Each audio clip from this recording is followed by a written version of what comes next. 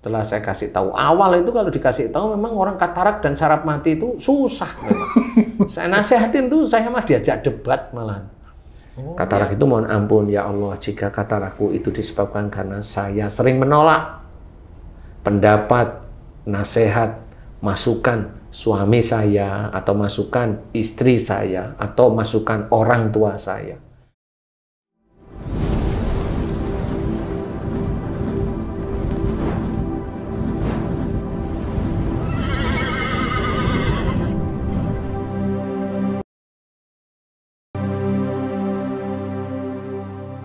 Bismillahirrahmanirrahim. Assalamualaikum warahmatullahi wabarakatuh. Waalaikumsalam warahmatullahi wabarakatuh.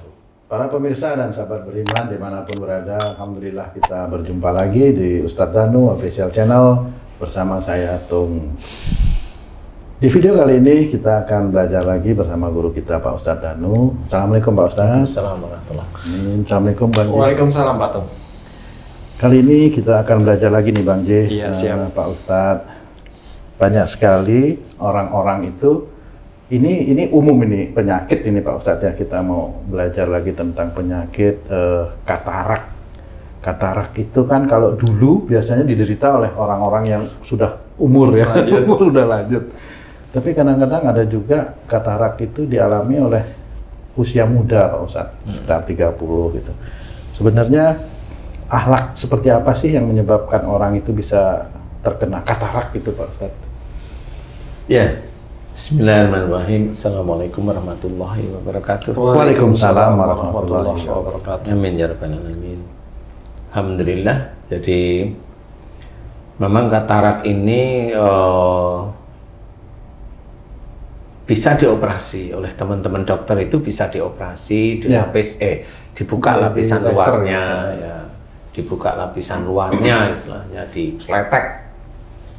Itu kalau laser itu bukan katarak, emang apa Kak? Ada yang di laser gitu Pak Ustadz ya. Katarak itu? Iya. Oh, saya punya teman, bukan teman, saudara. Adik saya juga di laser tuh matanya Pak Ustadz. Adik? Iya. Umur berapa? 40 nak. 40. Oh, di laser? Iya. Sempet di laser. Akhirnya dia seminggu harus pakai kacamata hitam dulu Pak Ustadz. Katarak dia, ada beberapa biji gitu, ada beberapa titik ya, beberapa titik. Terus sembuh? Alhamdulillah. Oh, ya. Jadi yang laser ya, ada yang laser ya, itu kalau enggak itunya dilepas, ya bisa aja dengan laser. Jadi akhlak yang berhubungan dengan seseorang yang berpenyakit katarak itu, insya Allah orang tersebut itu biasanya kalau dikasih masukan itu menolak biasanya. Menolak itu diem bisa, jadi nggak langsung menerima. Dia punya pendapat lain, punya pikiran lain, punya pandangan lain yang selalu tidak cocok dengan orang yang memberi masukan. Berbenturan pendapat gitu? Ya, berbenturan pendapat. Istilahnya pendapatnya merasa lebih baik atau merasa lebih benar, itu seperti itu. Jadi sehingga oleh Allah Ta'ala sama pandangan dia yang merasa lebih benar, pandangan orang lain dia stop, dia tutup, tidak mau mendengarkan atau tidak mau memikirkan, tidak mau dia pikirkan. Nah, itulah Allah menutup matanya dengan selaput yang diceritakan itu katarak. Insya Allah seperti itu. Jadi siapapun orangnya, nah, bisa aja kalau memang adikmu waktu itu di bawah umur 45, ya itu dulu bisa dengan orang tua, triggernya ya bisa dengan teman-teman pekerjaan, atau istri, atau mertua. Trigger itu bisa dengan istri, tapi bisa juga dengan orang tua atau mertua, itu yang paling kuat. Gitu ya, bukan karena kebanyakan kena sinar komputer itu, bahasa itu katanya dulu sih gitu. Kebanyakan kena sinar apa namanya sih, ultraviolet gitu. Iya.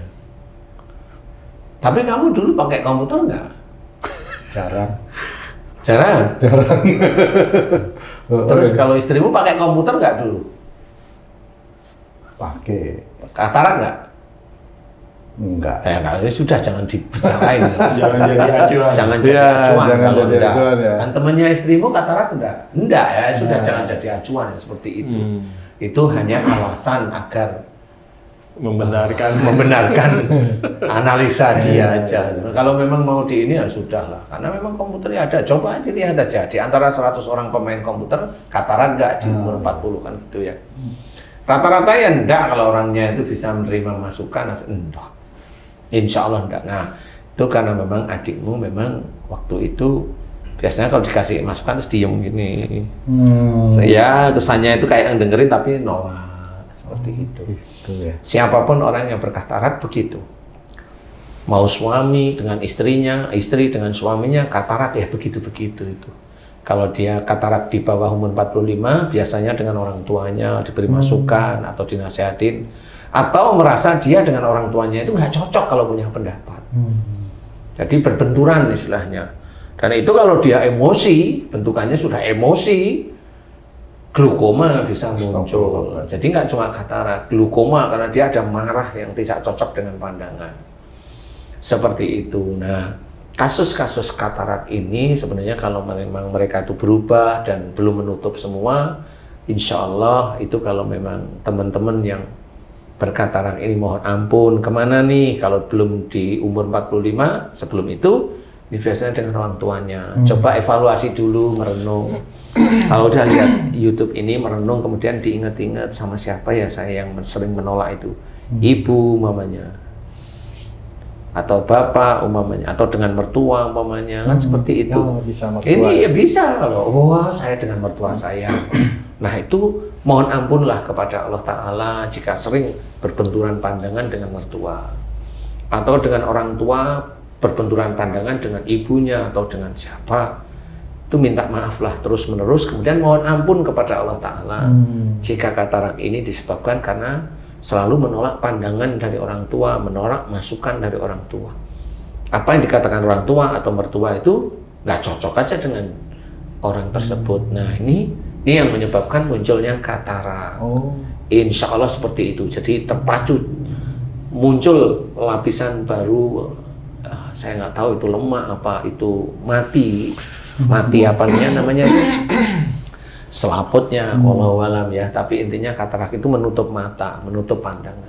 Jadi kalau umpamanya seorang di atas umur 45, dia umpamanya umur 60, katarak, atau 55 katarak, kayak ini biasanya dengan pasangannya. Mama itu juga sama katarak. Iya.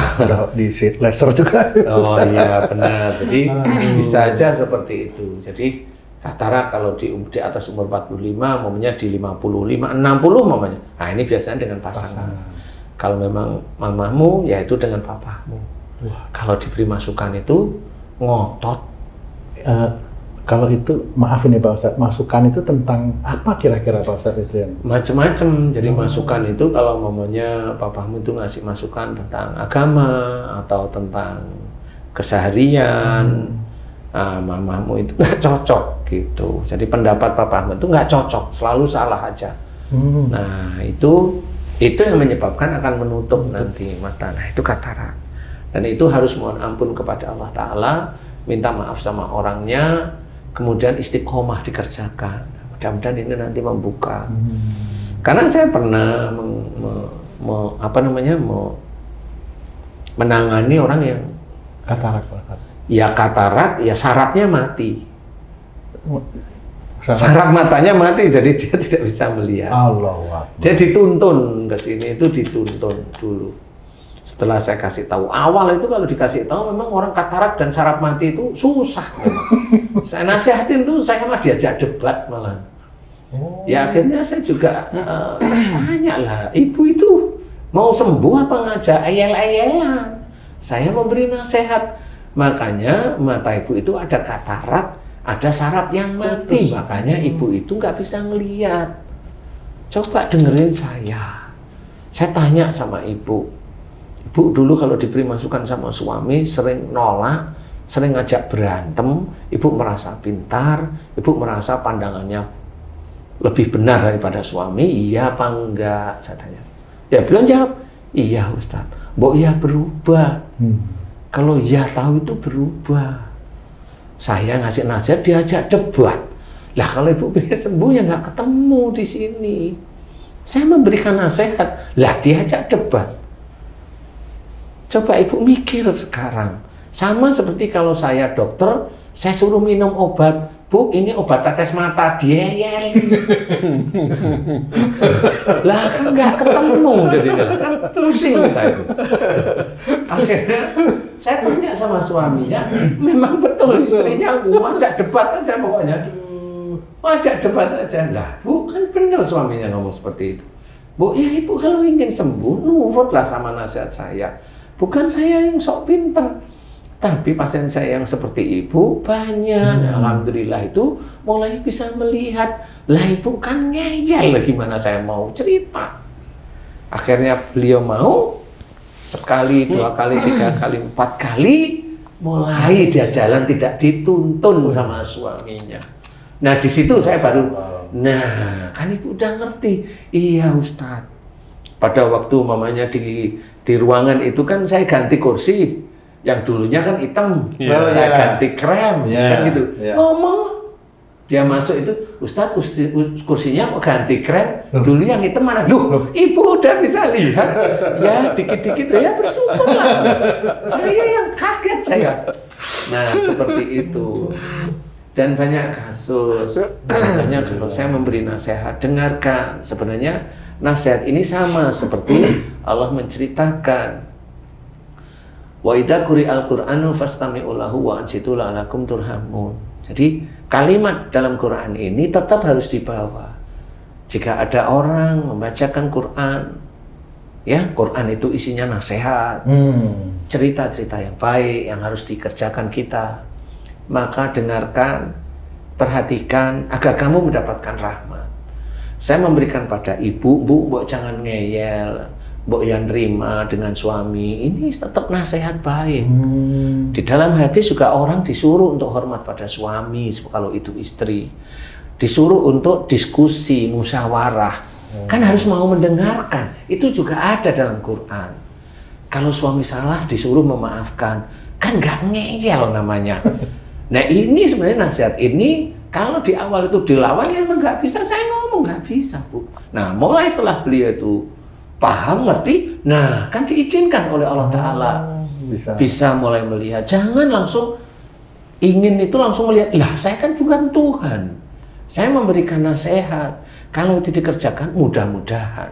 Tapi ada orang kadang-kadang bisa aja dia maunya sembuh, lah saya kan bukan Tuhan. Kalau kamu memang pengen sembuh, doa aja sendiri, minta pada Tuhan pengen sembuh, gitu ya. Kalau saya ceritakan, saya hanya memberikan nasihat. Kalau ibu nurut, bapak nurut, insya Allah diberi kesembuhan. Oh, saya juga pernah kok ada bintang 2 polisi. Itu buta dua-duanya, glaukoma. Ya alhamdulillah beliau itu datang ke sini, Ustadz saya pengen dinasihatin. Loh saya bingung. Karena tahu glaukoma nggak ada obatnya di dunia. Iya. Kan gitu. Setelah saya nasihati mau, alhamdulillah beliau melihat mata dua-duanya sampai sekarang. Alhamdulillah. Itu kebesaran Allah. Walaupun beliau itu jenderal bintang 2, tapi mau mendengarkan. Kan gitu. Tapi bagi orang-orang lain, yang orang-orang muslim yang lain, bintang 2 belum, bintang 1 bukan, bintang 7 pusing, dinasehatin, ngeyel lah. Ya nanti kalau memang sakit, katanya ini dosa saya digugurkan. Loh, dosa saya kok digugurkan dari rumah aja. Emangnya bunga jambu gugur kan gitu ya. Nah, inilah yang harus kita ketahui bahwa katarak itu insya Allah itu dari kalau diberi masukan itu nolak. Nolak aja hatinya, nolak. Jangan. Kalaupun mau nggak cocok, normal orang itu pikiran dia sama pikiran kita kan beda. Yang penting kita tidak menolak, intinya adalah kita itu mau mendengarkan. Kalau tidak cocok, berarti kita itu diuji oleh Allah Ta'ala, oleh seseorang yang tidak cocok dengan kita, dan kita disunahkan untuk mendengar dengan beristighfar, dengan bertasbih. Tidak usah marah, apalagi seiman, udah cukup. Karena itu lebih mulia di hadapan Allah Ta'ala daripada orang yang tidak cocok tersebut cuap-cuap terus, buat di YouTube kayak atau dia udah biarin aja. Dia menyebarkan fitnah.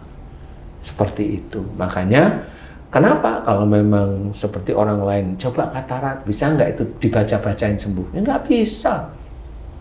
Dibaca-bacain gimana? Kok orang pintar? Ya nggak bisa. Jin itu tidak ada yang ngurusin katarak. Yang ngurusin katarak itu Allah. Harus kita kembalikan pada Allah Ta'ala. Jin itu ngurusin kanker? Nggak ada.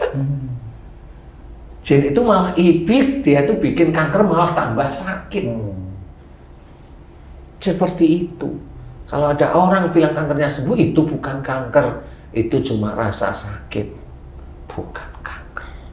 Insya Allah seperti itu.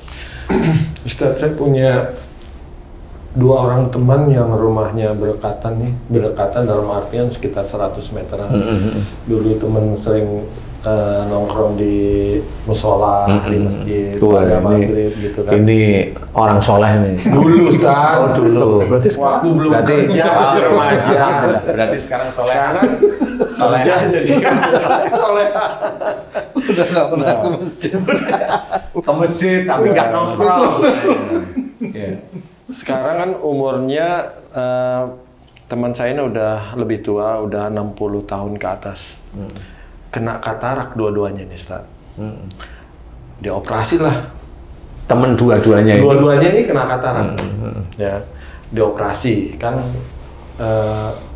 ada semacam tempat yang khusus untuk operasi katarak. Iyalah pasti ada, masa bukan tempat operasi katarak dijual telur ayam khusus mata. Nah, Ditajit kan itu bukan. Itu cuci mata. Walaupun tidak bersamaan operasinya, walaupun tidak bersamaan dua orang operasinya, tapi Haji ngamatin. Okay. Yang satu operasinya berhasil. Bisa melihat, yang satu nggak berhasil. Nah, yang saya tanyakan, akhlak apa yang membedakan keberhasilan ini gitu? Yang satu berhasil, yang satu nggak berhasil. Walaupun pada dasarnya mempunyai sifat yang sama. Yang Ustaz betul, temennya begitu. Iya. Ngeyel aja. Iya. Oke. Jangan tanya. Kenapa nggak berhasil? Nah, ya itu saya nggak tahu, karena saya nggak ikut operasi. Mungkin ada akhlak yang lebih di lain itu gitu. Kalau lebih, insya Allah saya coba jawab ya, Ji. Jadi gini, yang berhasil itu sebenarnya dia imannya sudah mulai bagus. Dia tobatnya kepada Allah Ta'ala sering. Dia bersyukurnya walaupun nggak sering banget, tapi sudah mulai lancar. Biasanya dihentikanlah ujian tersebut oleh Allah. Nah, yang satu nggak berhasil. Karena memang orangnya ngeyel masih. Jadi masih merasa dirinya itu ya benar aja. Nah itu nanti sampai akhirnya bisa aja malah sarafnya bola matanya mati. Sampai nggak bisa melihat karena apa? Dia ngeyelnya lebih tinggi dari sana. Memang dia itu menongkrong dulu di masjid, tapi merasa benarnya ya kuat. Nah coba Haji amati beneran, diingat-ingat temen yang berhasil sama yang nggak berhasil, bener nggak? Ini bukan berarti mau menjelekkan temen ya, tetapi ini kita harus belajar. Coba Haji, kira-kira mana? Bener yang mana nih? Uraian yang tadi saya ceritakan. Bener Ustaz. Yang mana yang bener? Yang belum berhasil itu memang seperti itu sih. Sampai sekarang gitu ya. Sampai sekarang. Astagfirullahaladzim, malah aku yang istighfar ya. Ada. Nah itulah makanya belum tentu orang yang nongkrong di masjid, maksudnya itu kan juga sholat di masjid, berjamaah di masjid, itu ya bisa bebas dari penyakit. Enggak, itu tergantung akhlaknya. Kalau Haji kan akhirnya, oh emang bener ya. Nah temennya yang satu memang dia setelah mulai ngeyel, udah mulai ada perubahan. Insya Allah itu yang diizinkan bebas oleh Allah Ta'ala. Tapi tetap katarak itu menyimpan lagi, masih apa? Dia masih punya genetik, masih punya kemungkinan lagi untuk katarak lagi. Nah ini kalau memang dia tahu, paham, kemudian dia berubah, hijrah ditanya.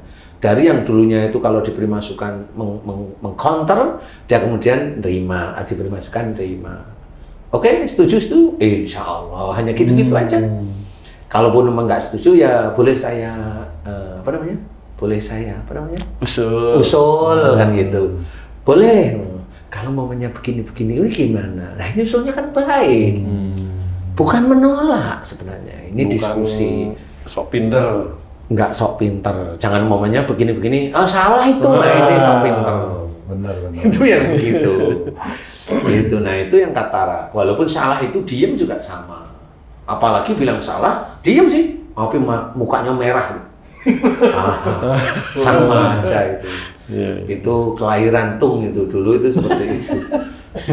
Jadi kalau nggak cocok itu merah mukanya penyimpen. Bingung. Dan Mau dikeluarkan kapan nih marahnya? Tapi alhamdulillah waktu itu Tung bisa mengeluarkan tidak marah.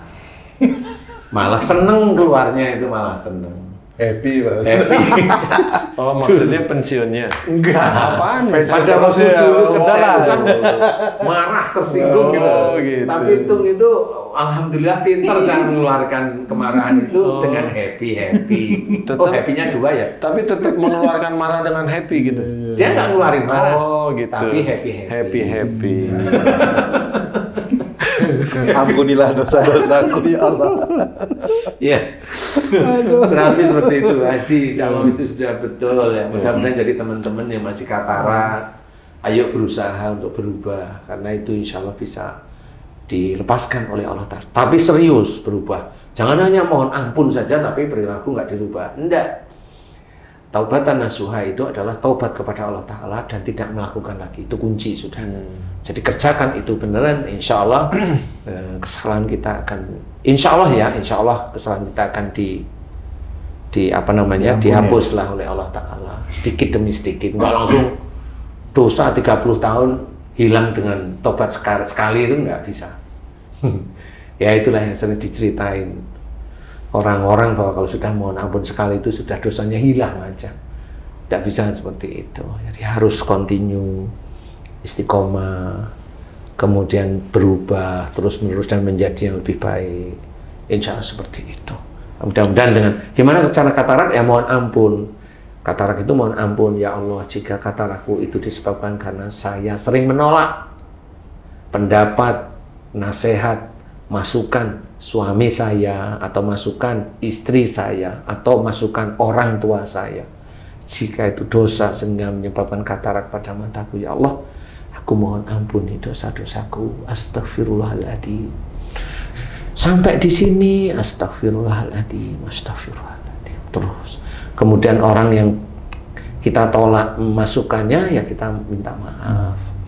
Bisa setiap hari. Kan pengen cepat ya setiap hari minta maaf. Seperti itu, kerjakan semata-mata karena Allah Ta'ala. Mudah-mudahan kalau itu dikerjakan istiqomah, mudah-mudahan Allah mulai membuka matanya lagi. Insya Allah. Alhamdulillah. Terima kasih banyak Pak Ustadz. Aduh, masukannya. Terima kasih banyak ya. Terima kasih banyak ya Pak Tung. Sama-sama.